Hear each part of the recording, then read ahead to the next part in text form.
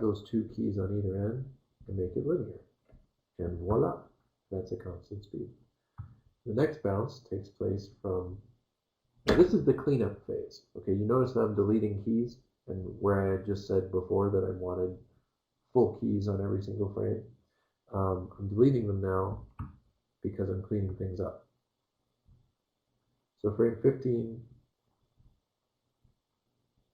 to frame 21 is the next bounce. So I can delete all the keys between those. Once again, grab that, make that translation linear, and so on for each of the jumps. So 21 to 25. Delete those, make that linear, and then 25 to 27. I think there is nothing between there, so just make that linear as well. And then after that, though, then it slides, it skids. So it's not linear. It's a gradual reduction in speed. And that's this kind of nice curve that we have. Okay, so now if we look at this, what we get is a more believable bounce on each of those. We've now got the squash and stretch happening only when we want it to.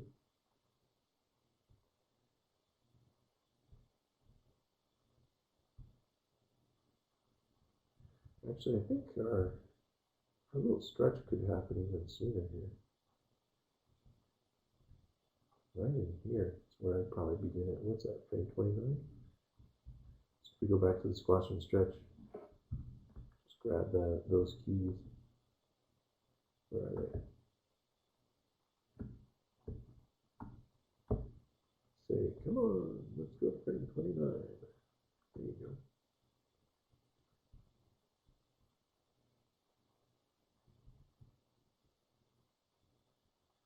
And you might have to modify the other positions. Accommodate that.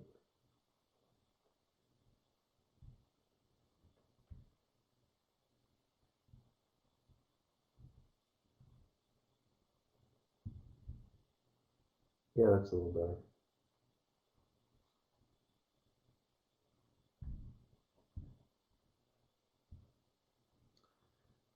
And then the only other thing I was going to say was just as far as the translation in the y direction goes, it's always a good idea to double check that curve, because that's the one that's the easiest to really look at, and it's the one that looks like a parabola pretty clearly. Okay, so yeah, it's not bad. What we had, was working pretty decently, but you could make slight adjustments just to maybe we cheated a little bit. We give a little more hang time at the top of the arcs. Make the ball feel just a touch lighter. Also make this kind of nice and smooth. As you get down into these here, and maybe what I want to do here is actually delete that key and instead use the tangent to define a nice arc here. This is one of those moments where maybe less keys are better to better define this arc.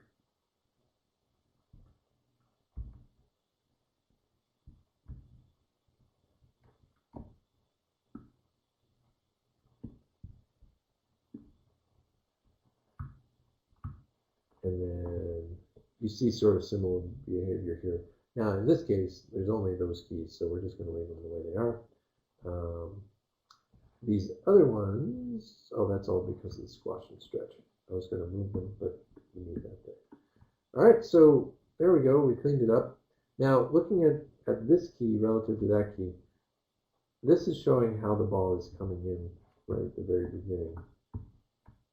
And this key is probably more appropriate here, because you see as it's coming in, you want the energy coming in to be greater than the energy going out. So this key should be higher than this one. And that leaves us one more that we need to build in there. And then it's just a matter of sort of backtracking and saying, all right, well, how high up should it be? Maybe like that. And then checking, making sure it's a nice linear curve, and it is.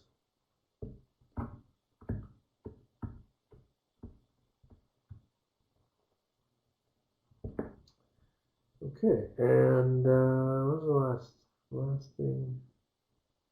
Well, okay, one thing looking at this tells me, looking at this curve, can anybody tell me maybe what's wrong with the speed? Say we wanted a ball to have been bouncing along and gradually reducing in speed the whole time. This one picks up speed, does it, near the end, right?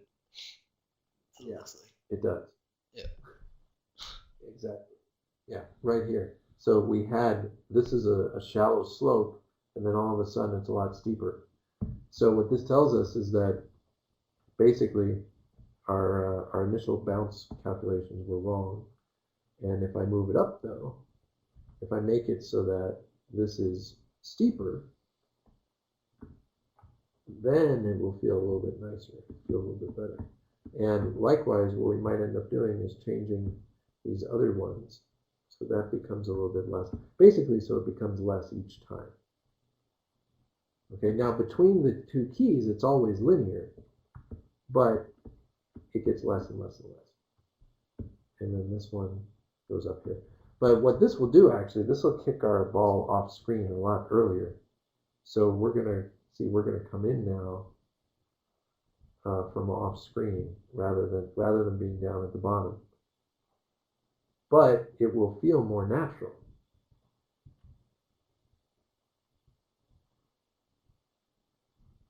See? So that actually feels a lot better than it used to feel.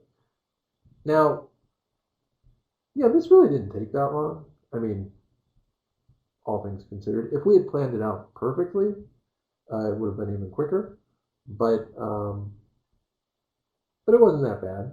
You know, it serves its purpose, and it was good what we did checking our curves because it showed us a flaw in our planning, and it helped us to correct that flaw quite quickly. So that now the bouncing ball feels more natural. The way it comes to a stop is pretty good. You know, still a little bit unreal. It might have a little bit more of a wobble if we had additional time. But yeah, there we go. Did that help with the process part? Because that was mainly what I was trying to show it, just to talk about the thoughts as I was going. Yeah. Did you want something more? Yeah. No, I think that's alright. Maybe when we have more complicated rigs, we will talk about it more. Yeah, definitely. The ball only does so much. There's just one question. Oh, sorry. Yeah, go on. Oh, you make those little adjustments whenever you select the little nodes on the ball control. Like is that just the arrow keys that you're using? Is that just the what? You make these like very tiny movements without actually like having to drag it with your mouse. I haven't been able to figure it out yet. Do I? Are you talking about little tiny movements on the ball itself? In the graph editor. I middle mouse drag. So if I grab that, if you activate the move tool, the W, and you hold down the shift key and then middle mouse drag, you can get it to move. I think there's another combination too. Is it Alt and Shift? Well, no, that move. Oh, I don't know if you guys knew this. If you hold down the Alt and the Shift key at the same time and then you drag vertically, you can increase or decrease the size of your graph. If you drag horizontally, you can increase or decrease the size of your graph that way.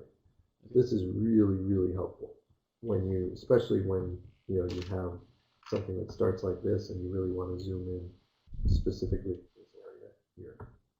because if you just use the normal camera move, you know, you can only go in like this. It doesn't actually go higher. You know what I mean? Yeah. So, little tip if nobody knew that. Yeah. Okay. Well, that pretty much goes into everything we have time for today. Again, if you guys have additional questions or things that you really want to go over for upcoming Q&As, send me an email. Just let me know.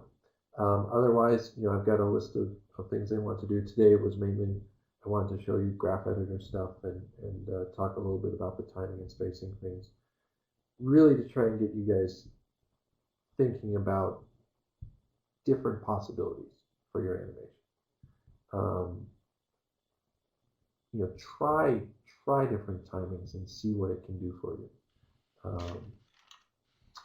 Different spacings and stuff too. Okay? Great. All right. You guys have a good week. Good luck on your assignments. This is the last critique of this particular assignment, so any changes that I might see that need to be made, I'll give you the comments, and then it's up to you to take those comments and complete them, or you just leave it behind and you don't.